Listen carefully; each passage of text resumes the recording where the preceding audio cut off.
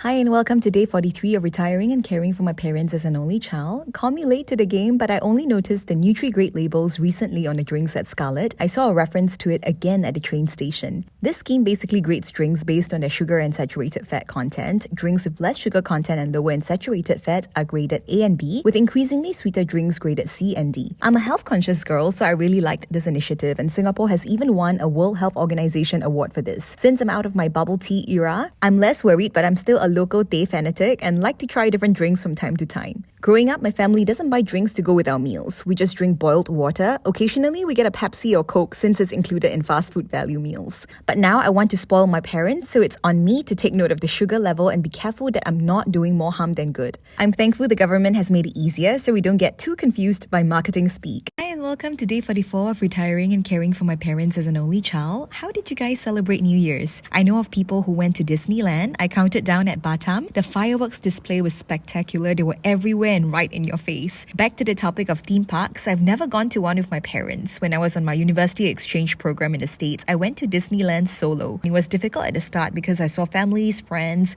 and I was there all by myself at a theme park. While I yearned to be there with family, I knew it was almost impossible since tickets were costly and mum's scared of heights. And did I mention my dad is always a save rather than sorry type of person, so he's overprotective and cautious of everything, not good when it comes to planning trips. So theme parks are out of the question, but even when I tried convincing my parents to go to Batam, it was a hard no. They felt it's unsafe and dad even tried getting me to postpone my trip. This might take time, but I hope they'd be more open to the idea of exploring, taking a bit of risk. Because life is no fun if there's no adventure, isn't it?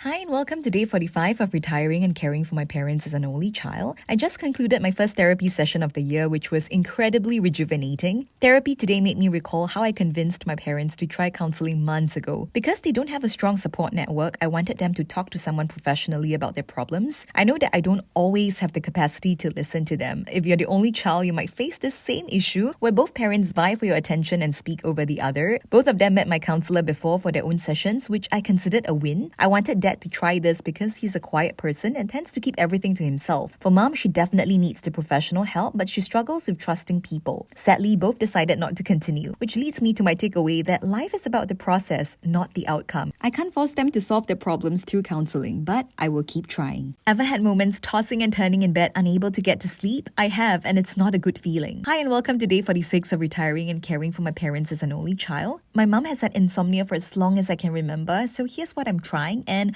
my mom really liked the last one. I've been reminding her to take walks in the day, so when it's time for bed, she's likely tired out. I've also been texting her when I see she's online on Facebook to hurry her to bed. I've gotten organic chamomile tea meant to promote good sleep and soothe the stomach. Having tried these, Mom's insomnia problem hasn't magically disappeared because she's still addicted to her phone, using it till late. She also doesn't drink the chamomile tea consistently because she's afraid drinking a full cup of tea means visiting the toilet more than she needs to. I personally like meditating or journaling to get things out of my head. Either that, or if I find myself too energetic at night, I'd not force myself to sleep. I'd simply grab a book to read till I'm tired. I haven't formally introduced Mom to meditating, journaling, or reading, but something I wanted to try is sleep patches. If anyone has used it before, please let me know. Was it effective or placebo? If you're a caregiver of someone with a chronic illness or mental condition, tendency is you make your loved one the center of your life or your family's, and sometimes it might deter you from living and enjoying your own life. When I read this in the Caregiver's Guide by the Institute of Mental Health, it hit home. Hi and welcome to day 47 of retiring and caring for my parents as an only child. Oftentimes, because your ill family member gets the most attention, the others who stay silent get neglected. Doesn't mean they're not suffering as well, so it's crucial to check in with everyone, which was why I mentioned I got my dad to chat with a counselor. Unlike my parents, I've gone to therapy a few years now. I exercise regularly to care for my physical body, and counseling is me getting my reps in for my mental well-being. I reached out to my nearest family service center at a time when everything seemed to be falling apart. That was when they took me as a client and I started my journey with therapy. Chat has also been helpful in my journey as I'm made aware of more mental health resources. In the craziness that's caregiving, let's remind one another to look after ourselves and enjoy this one life.